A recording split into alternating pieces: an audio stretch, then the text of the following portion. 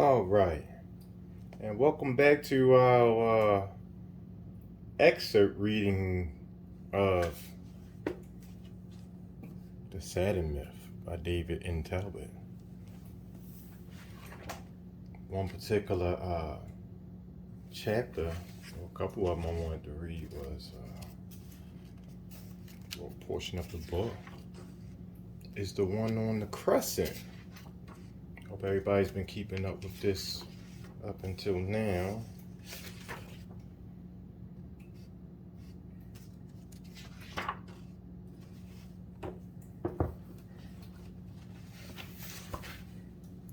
Our investigation up to this point covers 5 primary images of the Saturnian configuration: the enclosed sun, the sun cross, the enclosed sun cross,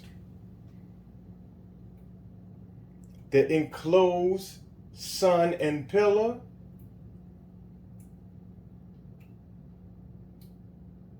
and this should have been the sun cross and pillar. So let's go ahead and get that switch right there.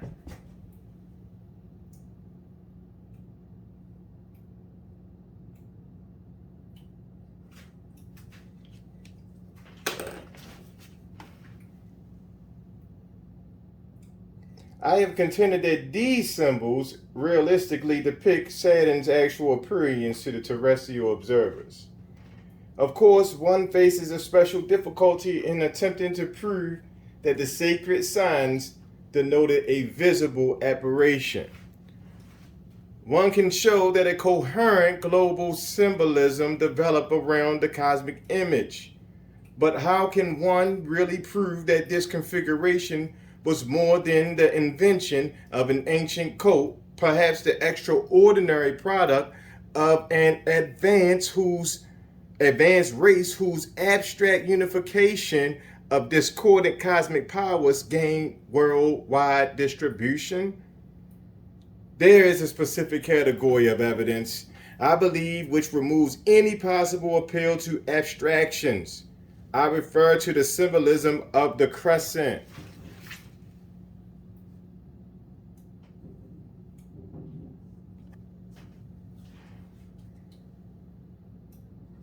In the detailed sources left us by the oldest civilizations, the symbolic crescent, which all men automatically identify with our moon, plays a vastly greater role than generally perceived.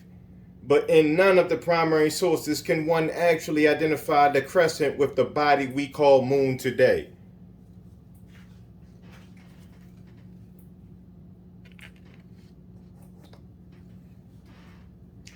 If there was any turning point in my inquiry, it was the realization that the crescent with which ancient rituals deals is inseparable from the band of the enclosed sun. The key image is, or the simplified image, is the showing of the crescent as the lower half of the band.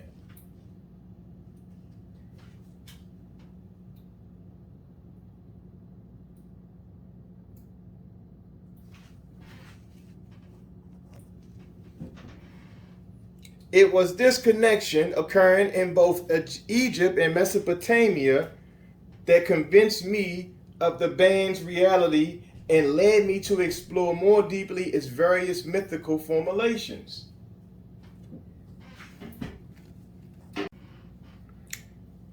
The crescent in the sign suggests that Saturn's band received illumination from the solar orb in such a way as to present terrestrial observers with 2 semicircles of light and shadow.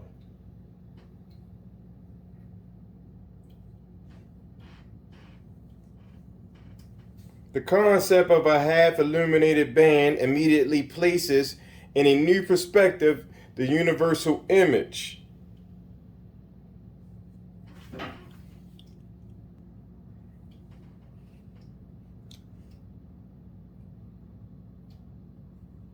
Is it possible that the famous sun and crescent represented not a contrived conjunction of the solar orb, and new moon, the conventional explanation, but rather the primeval sun Saturn resting over the illuminated portion of his polar enclosure.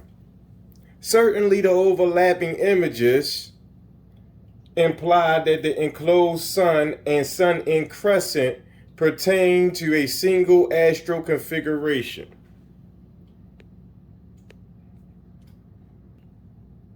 All right, this is stop. They're talking about these two right here overlapping each other. Basically the same thing, you know, just without this in the solar orb in the middle.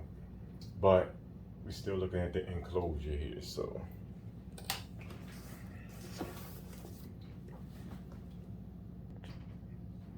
When O'Neill claimed that the sign symbolized the celestial pole, he took the sign as a kind of metaphor, an ancient means of representing the revolution of the circumpolar stars around a fixed center.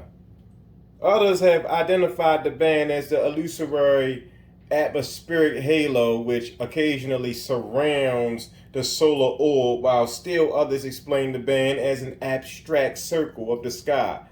But the connection of the band with a crescent would suggest a more tangible character. As a test of the possibilities, several questions require examination. Right, and these are the questions. Is Saturn the primeval sun associated with a crescent? Is there a consistent connection of the crescent and band of the enclosed sun? Is the crescent equated with the circle of the mother goddess? Does the Holy Land or celestial earth rest within the embrace of the crescent? And last, does a crescent occupy the summit of a cosmic mountain?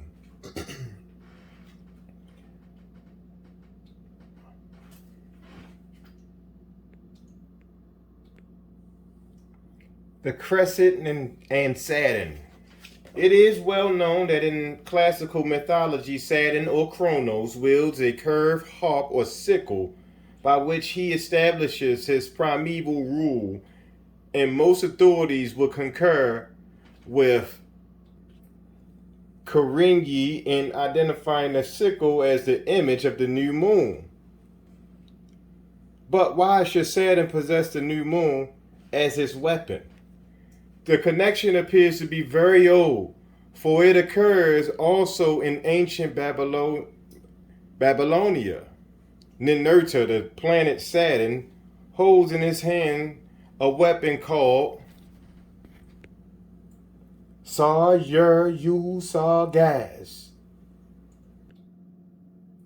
Sar-ur-yu-sar-gaz, and also Bed-ba-nu-il-la, the first name of Ninurta's weapons, who governs the cosmos and who massacres the cosmos, while the second name means hurricane which spares nothing. The astonishing fact is that these names of Saturn's weapons are the very epithets of the Babylonian sin, the crescent moon. That is, the crescent of sin is the weapon or sickle or the sword which Saturn founded and destroyed the primeval order. But there is another peculiarity also, though always identified by scholars as the lunar spear. Sin is never presented as a half moon, 3/4 moon, or full moon. He is simply Udsar, the crescent. And however incongruous the relationship might appear today, Babylonian art continually presents sin as the lower half of the enclosed sun cross.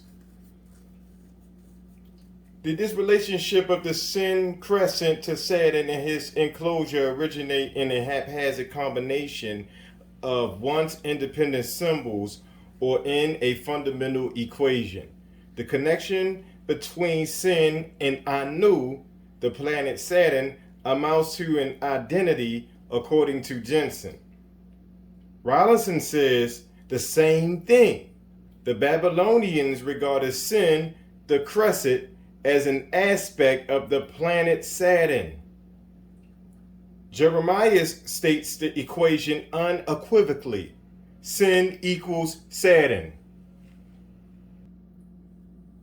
When one considers the relationship of the Sin Crescent as the aspect of Saturn, the Sin Crescent to the sign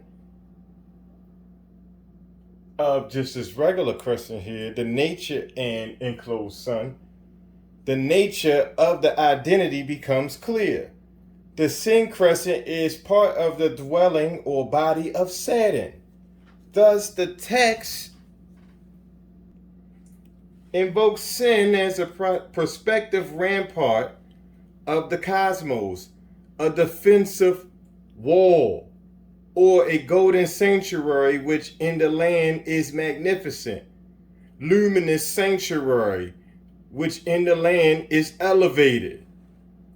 As Saturn's emanation, Sin is synonymous with the great God's circle of glory, halo, and this fact gives stunning significance to what must otherwise be regarded as a purely esoteric statement of Afro-Babylonian astronomical texts.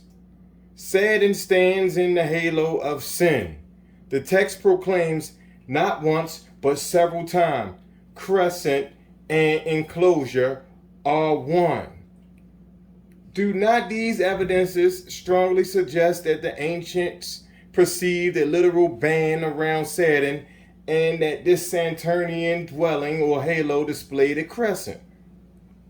Another piece of evidence is noteworthy. The Babylonians represented the circle of Saturn's cosmos, the circle of the gods, by the sign, and I'm going to write down the sign real fast. All right. And this is an example of the circle of the gods that they're talking about right here. So let's read more. If my contention is correct, the crescent of Sin was simply the brightly illuminated half of this circle. The crescent of Sin, the brightly illuminated half of this circle right here. Assembly. So it is of no small significance that Babylonian symbolism also represents the assembly by the sign of all the gods right here and Sin right here at the bottom.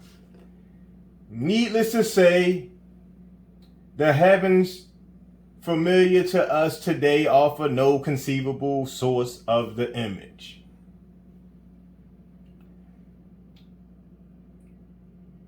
Such identities point emphatically to the underlying relationship of ancient signs, while the former depict the entire Saturnian enclosure.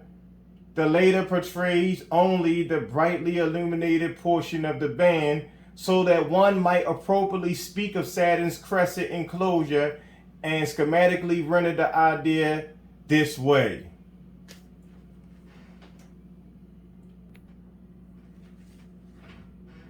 All right. Remember where the underlying relationship of these guys right here is what we're looking at right here. So, yeah. Back into this, okay. It should be stressed, however, that the common location of the crescent beneath the central sun is not its only placement in ancient symbolism.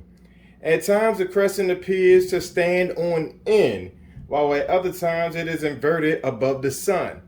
Of course, this is exactly what we should expect, for if the crescent was the illuminated portion of the circumpolar band, then the crescent must have appeared to revolve around the band with every full rotation of our planet upon its axis. One could thus render the daily rotation of the crescent schematically.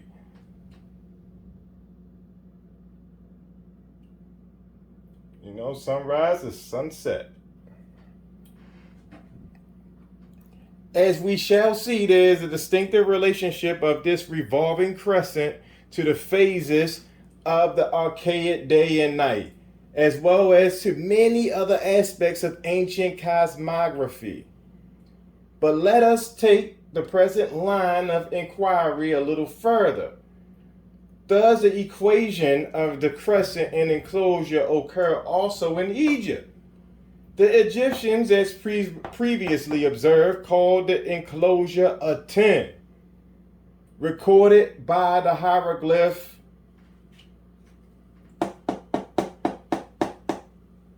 In the course of time, this symbol evolved into a simplified form.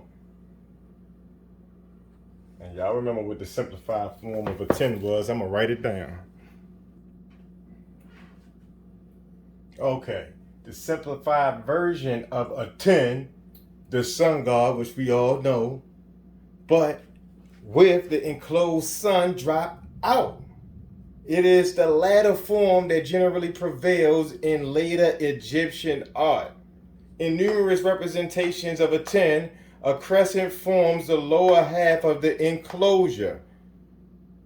Now, in figure 52, I offer an imposing example of the tomb of Ramesses VI, showing a 10 resting within a crescent and flanked by 4 male figures, 2 right and 2 left.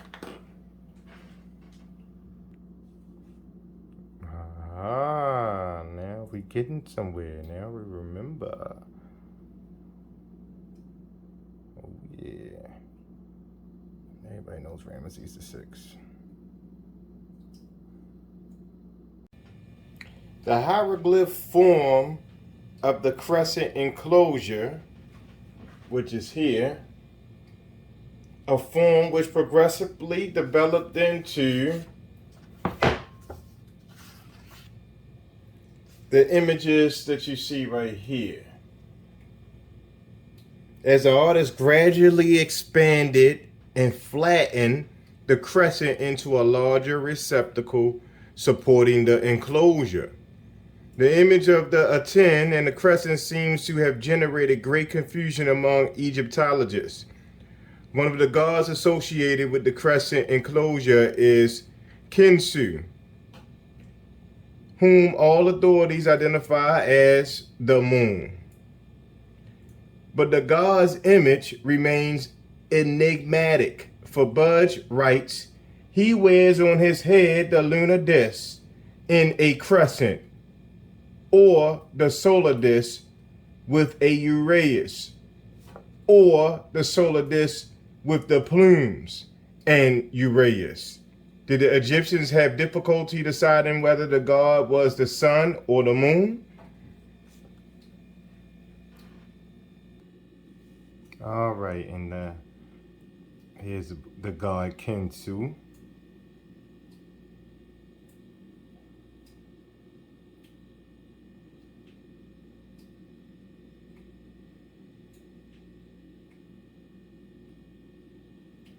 You can see the different discs and the flattening out of it over time and the changing of it. So,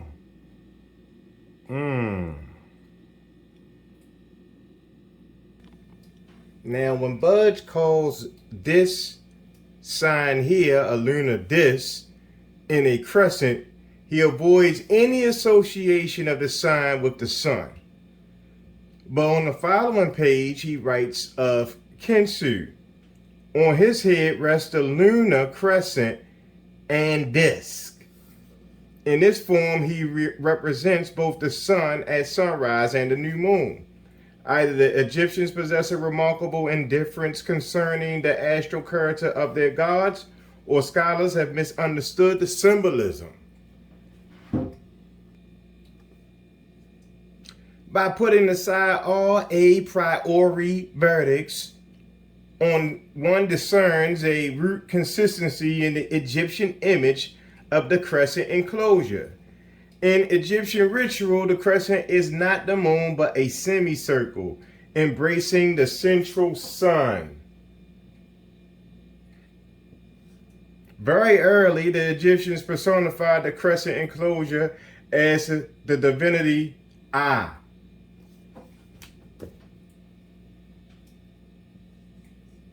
Y'all remember I? Or, yeah, this is that Mesopotamian, the Sumerian stories. Y'all remember this? Ahu. And I remember him being the moon god. Yep. Or what we were understanding as the moon god. But back into it. Or Ahu, denoted by the glyph, either this right here, or this is the other glyph for Ahu.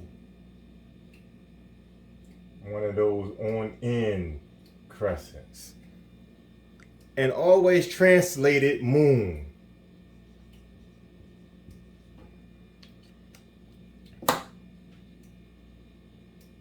The word I, however, also means to embrace. So we got another one here. I equals embrace. Like this is what the enclosure is doing here. Yes.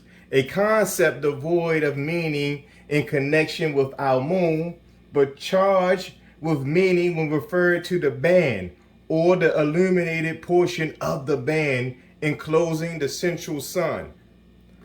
I further signifies to defend against and kala. To defend against and kala.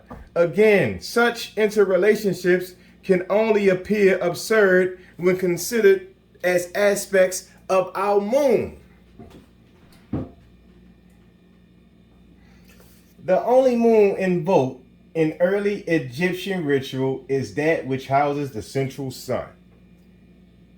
All right, so chapter 65 of the Book of the Dead, bearing the title, the chapter of coming forth by day and by gaining the mastery over enemies, begins like this. Hail thou who shineth from the moon, I, and who sendeth forth light therefrom. In several chapters, the sun is spoken of as shining in or from the moon. Notes Renouf, one of the writers. One version of the coffin text reads, going forth into the day and living after death, O you soul one who rises, come forth in the moon. O you soul one who shines in the moon.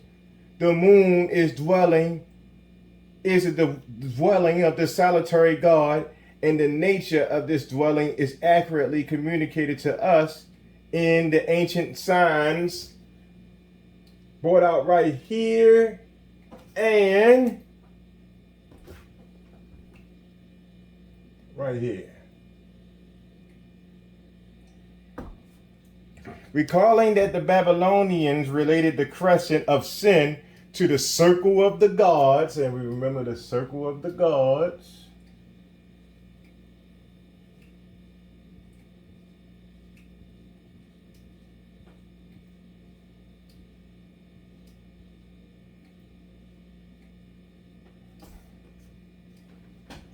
One wonders whether a similar relationship occurs in Egypt. The Egyptian assembly is the pot, a term which refers at once to the company of gods, the limbs of Osiris or Ra, and the grain or bread of heaven.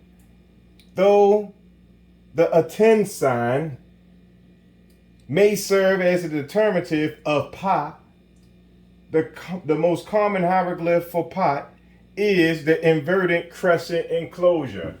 The inverted crescent enclosure.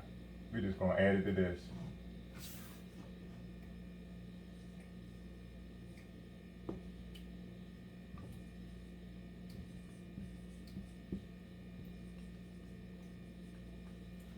Okay, so we're gonna say that the sun god is a little bit of every. I mean, is a each one of the gods is really the sun god, right? And sticking with this monotheistic type thought. Same thing a lot. So we already know what the symbolism and where the pot comes from, right there. So if we are adding sin as part of that, or Ahu as part of that, or this part of the, or this, yes. If we add that to part of that, yes, then the meaning of this must be the sun. So many different ways they've proven this has been the sun. Okay, we're gonna move on a little bit further. Sorry. One thus finds a striking correspondence between the Egyptian and Mesopotamian symbolism of the crescent, a symbolism which takes on coherence only when one sees the crescent as the illuminated half of the polar enclosure. But by no extent of rationalization can one accommodate the imagery of the sun and moon familiar to us today. Indeed, the difficulty is recognized by Butterworth in his examination of the sun in crescent. The crescent is not the natural luminary of heavens, writes Butterworth, for it has its hollow side turned towards the sun. The point is worth emphasizing. The crescent of our moon always faces the solar orb, but in the early symbolism of the sun, the